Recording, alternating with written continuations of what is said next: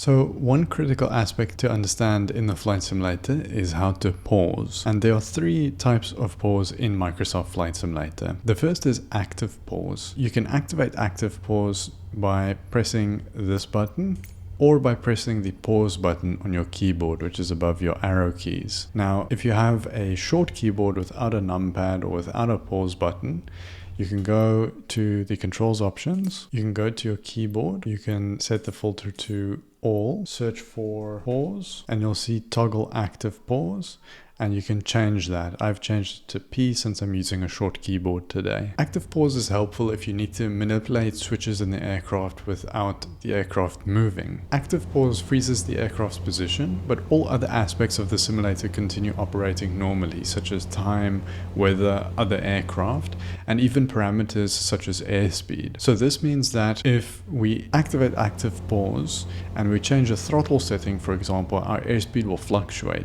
even though the aircraft isn't moving. We'll touch on the autopilot later on in this course, but if you have the autopilot turned on when you turn on active pause, it will misbehave when you turn off active pause, so try and avoid doing that. The second type of pause in Microsoft Flight Simulator is the menu pause, which you can activate by pressing escape. This pauses everything in the sim except for time. None of the three pause methods in Microsoft Flight Simulator stop time, and you'll have to activate the developer mode to pause time completely. Menu pause is useful if you want to pause the sim entirely, but you can't look around, you can't manipulate any switches, so it's not extremely useful.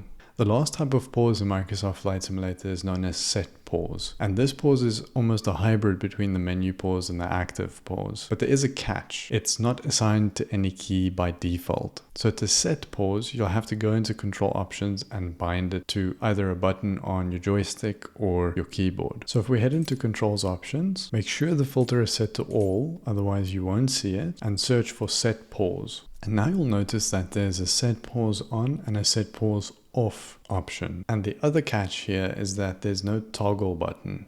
So you have to set one button to turn it on and a different one to turn it off. I have my set pause on set to my right bracket key on my keyboard and my set pause off to my left bracket key on my keyboard. If you have buttons to spare on your joystick, I would also add perhaps a set pause on button.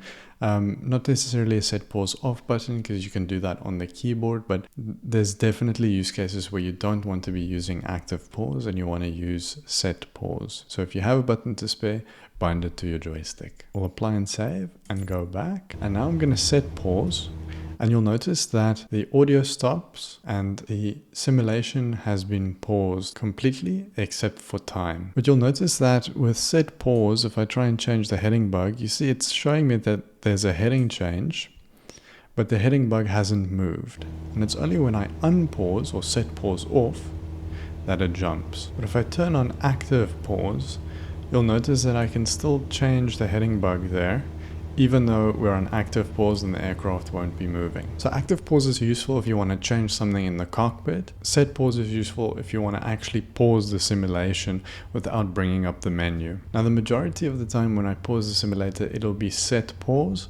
And the reason being is I don't want airspeed or other parameters to change while I'm paused. So if I say pause during the course, I mean set pause, and if I tell you active pause, then I mean active pause. And I'll only be using active pause when I want to change something in the cockpit that I don't want to do while the aircraft's moving. Again, remember that none of these pause functions actually freeze time. You'll have to go into the developer menu to do that.